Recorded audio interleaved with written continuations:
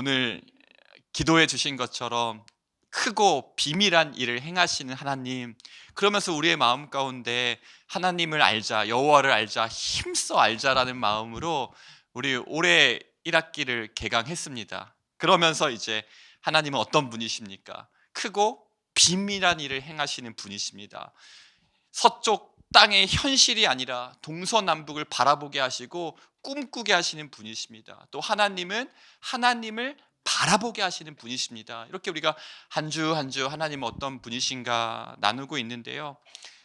말씀을 나누면서 이 하나님을 우리 성도님들도 다시 한번 만나는 특별한 시간과 장소와 계기를 마련해 드리고 싶어서 저희가 매월 마지막 주에는 이렇게 다락방을 좀 모아서 영성 수련을 하고 있는데, 5월 마지막 주에 첫 번째 영성 수련을 기도해 주셔서 정말 은혜롭게 잘 다녀왔습니다. 제가 한 순장님이 보내주신 영성 수련의 소감을 짧게 나눌 텐데요, 이렇게 나눠주셨어요.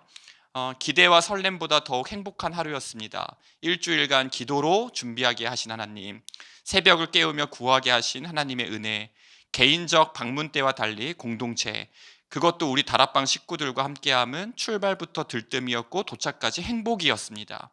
무엇보다 영성 수련회 안에서 주님께 더 가까이 나아가 부족한 저를 들어쓰시는 아버지의 뜻과 사랑을 다시 돌아보고 되새기는 은혜를 주셨습니다. 홀로의 시간은 가평의 처음 혹은 일정으로 돌아보지 못한 수는 곳곳을 누리며 묵상하는 기회로, 저를 포함한 네 사람은 티하우스에서 깊은 묵상으로 하나님과 만났고, 두 번째 방문한 그곳에서 저는 낯선 듯 새로운 잠잠이의 시간을 가졌습니다. 우리 다락방은 한 주 내내 톡방에서 묵상 나눔이 이어져 더 가깝고 더 열려있고 더 뜨거운 시간을 지나고 있음을 모두 느끼고 있기에 저만 행복한 건 아닌 것 같습니다. 기대가 되시나요? 네, 5월에 다녀오신 분도 이 은혜를 더 쌓아가셨으면 좋겠고, 6월 얼마 남지 않았으니까 또 기대하는 마음으로 주실 은혜를 사모하면서 기도하시면 좋겠고, 10월 11월 금방 옵니다. 눈 감아 벌써 10월이네. 네, 금방 옵니다, 여러분. 그래서 또 은혜를 사모하면서 올 한 해는 정말 우리에게 풍성한 은혜를 주시는 은혜의 해다라는 마음으로 기도해 주시길 바라고요.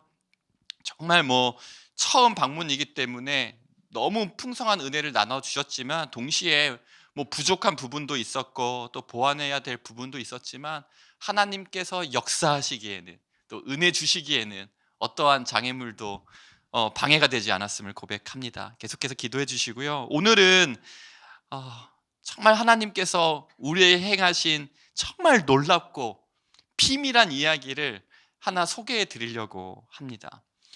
크신 하나님이, 온 우주 만물을 다스리시는 하나님이 이 땅을 살아가는 나에게 첫 번째로 역사하신 순간입니다. 하나님과 내가 관계를 맺게 된 시간에 대한 이야기입니다. 오늘 본문은 니고데모, 우리가 잘 아는 니고데모가 나오잖아요. 그러면서 밤중에 이제 찾아와요.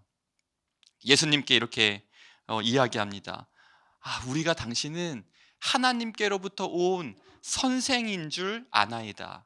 하나님께서 함께 하시지 아니하시면 당신이 행하시는 이 표적을 아무도 할 수 없습니다. 라는 니고데모의 말에 예수님이 어떠한 질문을 하시죠? 어떠한 말씀을 하십니까? 3장 3절에 예수께서 대답하여 이르시되 진실로 진실로 내게 이르노니 사람이 거듭나지 아니하면 하나님의 나라를 볼 수 없느니라. 이게 한번 그 장면을 상상해 보세요. 밤중에 예수님을 보고 싶어서 찾아왔고, 아주 자연스럽고 일상적인 대화로 예수님께 말을 건넸습니다. 예수님, 우리가 당신은 하나님께로부터 온 선생인 줄 압니다. 그러면 예수님이 여기에 대해 이렇게 화답을 해주셔야 되는데, 니고데모가 한 말과는 전혀 다른, 정말 이렇게 훅 들어오세요. 사람이 거듭나지 아니하면 하나님 나라를 볼 수 없느니라. 예수님은 니고데모에게, 이 밤중에 자기를 찾아온 이 귀한 손님에게 왜 이러한 말씀을 하셨을까요? 저희가 길을 가다가 아니면 차를 타거나 이렇게 카페에서 앉아있는 다른 사람을 보거나 식당을 할 때도요, 우리는 우리의 관심사대로 사람을 보는 경향이 있습니다. 내가 오늘 머리 했어요. 그래서 머리에 관심이 너무 많으면 뭐가 보일까요? 머리만 보입니다. 제가 구두를 판매하는 사원이에요. 그러면 뭐가 보일까요? 신발이 보입니다. 구두가 보입니다. 사람은요, 나의 관심사에 따라서 보게 되어 있습니다. 내가 관심사를 투영합니다. 예수님의 관심사는 영혼에 있잖아요. 니고데모가 이렇게 너무나 은혜롭다고 할 수 있는 이 한밤중에 예수를 찾아왔지만 예수님의 눈에는 거듭나지 못한 하나님의 은혜가 필요한, 긍휼이 필요한 영혼으로 바라보신 것이죠. 예수님의 눈에는 거듭나지 못했다라는 것은 무슨 이야기입니까, 여러분? 천국에 소망이 없다라는 것입니다. 죄의 삭은 죽음이요, 영적으로 죽은 니고데모가 걸어오는 것이죠. 다른 사람의 눈에는 존경받을 만한 사내들인의 공회의원일 수 있지만 예수님의 눈에는 예수님이 너무나 필요한, 하나님의 은혜가 필요한, 거듭남의 그 은혜가 필요한 너무나 가여운 영혼이라는 거죠. 그러니까 막 하나님께로부터 온 선생입니다라고 예수님을 칭송하고 높여드려도 아직도 나를 구주로 고백하지 못하는, 그 입으로 예수를 주라 시인할 수 없는 하나님의 은혜가 필요한 영혼으로 보시는 거죠. 그래서 예수님이 이렇게 말씀하시죠. 그렇다면 여러분, 어떻게 거듭날 수 있을까요? 이 거듭남에 대해서 제가 제자훈련생들과 이야기를 나누다가 그 제자훈련 교재에 보면은 이러한 내용이 나옵니다. 부흥집회에 가서, 아주 오래전에 부흥집회에 가서 이제 그 부흥 강사가 이렇게 이야기하는 거예요. 여러분 정말 진실로 거듭나기를 원하십니까? 주여! 아버지! 정말 새로운 인생을 꿈꾸십니까? 거듭나기를 원하십니까? 여러분의 영혼에 거듭남의 소망이 있다면, 하나님 제 인생에 다시 한번 거듭나는 그 역사를 부어주시옵소서라는 그 절박한 마음으로 나온 이가 있다면 자리에서 일어나십시오. 손을 드십시오. 그러면 우리가 고민하는 거죠. 손을 들까 말까. 거듭남? 다시 태어남? 새로운 인생? 새로운 영혼? 소망하면서 주여 제가 여기 왔습니다. 손을 들게 되는 거예요. 거듭남은 그렇게 여러 번 반복되는 사건이 아닙니다. 거듭남은 정말 다시 태어난다라는 것은 들쑥날쑥 들어갔다 나왔다 할 수 있는 것이 아닙니다. 그 이야기를 오늘 들려드리려고 합니다. 거듭남은요, 정말 우리의 육안으로 볼 수 있는 것이 아니라 하나님께서 성령으로 일하시는 순간입니다. 그러면 거듭나기 전의 상태는 어떠할까요, 여러분? 거듭나기 전에 우리의 상태는 나의 구원을 위해서 할 수 있는 것이 아무것도 없는 상태일 뿐더러 할 수 있는 능력도 나에게는요 없는 상태입니다. 거듭나지 않은 영혼은, 거듭나지 않은 인간의 상태와 마음은 하나님을 꿈꿀 수도 없고 예배할 수도 없고 구원을 위하여 할 수 있는 그 어떠한 것도 할 수 없는, 그래서 이 상태를요 뭐라고 하냐면 영적으로 전적으로 무능력한, 전적으로 부패하고 무능력한 상태다, 이렇게 이야기합니다. 그러니 거듭남이라는 것은 내가 진노와 심판의 자녀였다가 이제 하나님의 자녀로 다시 태어나는 순간을 이야기하는데, 이것을 위해서 사람이 할 수 있는 것이 있을까요, 없을까요? 아무것도 없습니다. 그래서 예수님께서 니고데모에게 어떻게 거듭날 수 있냐라는 교훈을 하시면서, 잘 들어보세요. 믿음으로 거듭날 수 있어라고 안 하셨어요. 성령으로 거듭날 수 있어. 그러면 믿음은 언제 선물로 주어지냐면, 우리가 구원을 위하여 아무것도 할 수 없는 영적으로 죽은 상태에서 내가 아무것도 할 수 없는데 성령께서 우리를 거듭나게 하실 때에 믿음을 선물로 주시는 거죠. 이게 얼마나 놀랍습니까? 그래서 이러한 비유가 있어요. 여러분, 여기 죽은 시체가 있습니다. 여러분, 죽어있는 시체가 스스로에게 생명을 불어넣을 수 있습니까? 라고 질문합니다. 여러분, 여기에 시들어 말라 죽은 꽃이 있습니다. 시들어 말라 죽은 꽃이 스스로에게 생명을 불어넣을 수 있습니까? 라고 질문합니다. 영적으로 거듭나지 않은 우리의 상태는 어떠한 상태였냐면 영적으로는 죽은 상태였고 허물과 죄로 죽었던 너희를, 그리고 시들어 말라버린 다시 꽃을 피울 수 없는 상태였습니다. 그러니 나의 거듭남을 위하여서 내가 할 수 있는 것은 없는 것이죠. 그래서 이렇게 이야기합니다. 거듭남이란 영적 죽음에서 영적 생명으로의 변화이고 성령에 의해 역사된다. 얼마나 큰 놀라운 은혜입니까? 내가 아무것도 할 수 없는 상태에서 하나님이 일하셨다는 것. 내가 주님을 위하여 어떠한 것도 꿈꿀 수 없고, 내가 하나님의 영광을 위하여, 그 이름을 위하여 그 어떠한 것도 주님께 드릴 것이 아무것도 없을 때 오히려 전적으로 부패하였고 하나님께 원수되었던 나에게 하나님께서 행하신 이 놀라운 일이 얼마나 감사합니까?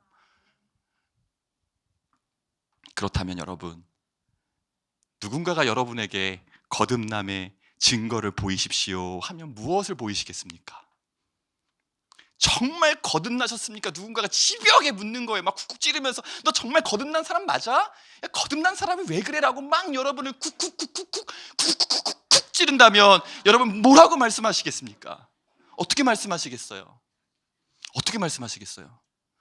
그러면 다시 부흥 집회에 가서 손을 들고 주여 저를 다시 새롭게 태어나게 해 주시옵소서라고 손을 들고 기도해야 된단 말입니까? 어떻게 하시겠습니까? 권사님은, 집사님은, 우리 성도님은, 장로님은 어떻게 여러분의 거듭남을 증명하시겠습니까? 우리가 분명히 거듭남을 이야기할 때는 우리가 아무것도 할 수 없는 상태에서 하나님께서 우리에게 영적인 생명을 주셨다라고 고백하는데, 거듭남에 대해서 증명을 하라고 하면 우리도 모르게 머릿속으로 무엇을 생각하면 자꾸 열매를 생각해요. 내가 거듭난 사람이 맞는가? 근데 거듭남 자체는, 물론 거듭남 이후에 하나님께서는 이 성화의 과정을 통해서 성령의 성숙한 열매들을 맺게 하시는데, 거듭남이라는 그 놀라운 영적 생명, 내가 죽었다 살아난 이 놀라운 순간은 그러한 성화의 열매로 거듭난 게 아닙니다, 여러분. 그래서 왜 거듭났습니까? 증명해 보십시오 하면은 증명할 게 없어요. 너무 부끄러워요. 부족해요. 죄송해요. 다시 잘 해볼게요가 아니라, 저의 거듭남은 저의 자랑도 아니고 저의 의도 아니고 저의 공로도 아니고 노력도 아닙니다. 저도 왜 이런 일이 제 삶에서 일어났는지 모르겠습니다. 그냥 하나님이 저를 살리셨습니다. 내가 주님을 위해 아무것도 할 수 없을 때, 내가 하나님께 원수 되었던 그 자리에서 주님이 나를 살리셨습니다. 그래도 거듭남의 증거를 요구한다면 이 말씀을 드리고 싶습니다. 요한복음 1장 12절에 영접하는 자 곧 그 이름을 믿는 자들에게는 하나님의 자녀가 되는 권세를 주셨으니, 거듭난 자가 하나님의 자녀가 되는데 하나님의 자녀가 된 자의 특징이 있습니다. 뭘까요? 아버지가 생겼죠. 누굽니까? 하나님 아버지가 생겼습니다. 거듭나기 전에 우리에게는 육신의 아버지밖에 생각할 수 없었습니다. 그러나 거듭난 우리에게는 아버지가 생겼습니다. 그래서 하나님을 아버지라 부르기 시작합니다. 그러면 당신이 정말 거듭났습니까? 라는 질문에 대해서 우리가 막 고민하는 것은 사실은 거듭난 자의 합당한 삶을 살았을 때 고민하는 것이 아니라, 방황하고 있을 때, 영적으로 어두운 밤을 지나고 있을 때, 혼미하고 혼란스럽고 예배도 기도도 말씀도 무너져 있는 상태에서 우리는 내가 거듭난 것이 맞는가, 이러한 진지한 질문을 던지게 되죠. 그랬을 때 이 영혼의 어두운 밤을 지나고 있는 영혼에게 당신의 거듭남을 하면 증명해 보십시오라고 한다면 무엇라고 대답할 수 있을까요? 여러분이, 우리 사랑하는 성도님들이 혹시 내가 정말 거듭났는가? 내가 정말 하나님의 자녀가 맞는가? 나에게 정말 천국의 확신과 구원의 확신이 있는가? 내 삶을 보면 여전히 이렇게 믿음이 흔들리고 연약한데 내가 정말 거듭난 것이 맞는가? 라고 고민하는 성도님께 당신의 거듭남을 증명해 보이십시오라고 하면 우리가 할 수 있는 대답은 무엇이겠습니까? 요한복음 1장 12절에 이렇게 이야기했습니다. 거듭난 자들에게는 하나님의 자녀가 되는 권세를 주셨으니 너희가 아들임으로 하나님이 그 아들의 영을 우리 마음 가운데 보내사 아빠, 아버지라 부르게 하셨느니라. 무엇으로 증명하겠습니까? 너무 마음이 괴롭고 힘들어도 내가 하나님을 위해서 무언가 더 헌신하고 무언가 더 섬기고 이러한 힘이 다 빠지고 그러한 어떤 의욕도 생기지 않고 열정도 잃어버리고 기도도 나오지 않고 찬송도 나오지 않을 때에도 우리 입술에서 고백하게 되는 건 무엇입니까? 아버지. 거듭나지 않은 영혼에게는 고백할 수 없는 그 하나님을 아버지라 부르는 그 자녀의 권세를 우리가 혼미한 시간을 보낸다고 할지라도, 영혼의 깊은 웅덩이와 수렁에 빠진다고 할지라도 그 영혼이 거듭난 자라면, 하나님, 제가 하나님을 아버지라 부르기에는 너무나 부족하고 부끄럽지만 아버지, 이렇게 고백하게 되는 것이죠. 그래서 성경은 내가 만일 내 입으로 예수를 주로 시인하며 내 마음에 믿으면 구원을 얻으리라. 모든 입으로 예수 그리스도를 주라 시인하여 하나님 아버지께 영광을 돌리게 하셨느니라. 사랑하는 여러분, 예수 그리스도를 주라 시인하는 것이 곧 거듭난 자들의 첫 고백이에요. 하나님은 나의 아버지가 되시고 예수님은 나의 구원자 주가 되십니다. 그런데요, 왜 이것이 아버지께 영광이 될까요? 내 삶은 이렇게 무너져 있는데 나는 내가 거듭났는지도 지금 헷갈려서 이 삶을 보고 거듭난 자가 맞다고 이야기할 수 있는가라는 막 부족하고 부끄러운 마음이 드는데, 그 순간에도 예수 그리스도를 주라 시인할 때, 하나님을 아버지라 부를 때 하나님께서 영광 받으신다는 것은 어떠한 의미가 있을까요? 내가 완전히 무너진 상태에서 아버지 부를 때 하나님은 무엇을 생각하십니까? 이 한 영혼을 살리기 위하여 하나님께서 창세전에 예정하시고 예수 그리스도께서 물과 피를 쏟아 십자가에서 죽으시고 성령께서 그 놀라운 구원을 이 한 영혼에게 적용시킨 놀라운 것이 아버지라는 이 부름에 다 담겨 있는 것 아닙니까? 우리가 하나님을 아버지라 부를 때 그것은 단순히 부르짖는 누군가를 호칭하는 것이 아니라 한 영혼이 하나님의 자녀가 되기 위하여 창세 전부터 영원까지 하나님께서 이 한 영혼을 구원하시기 위해 하신 모든 놀라운 일들이, 우리가 영혼의 혼미한 시간을 보낸다 할지라도 아버지라 고백할 때, 하나님, 맞아, 내가 너를 위해 예수를 보냈고 십자가에 죽고 부활했고 다시 살렸고 성령을 너에게 보냈어. 이 고백 속에서 그래서 하나님이 영광 받으시는 거죠.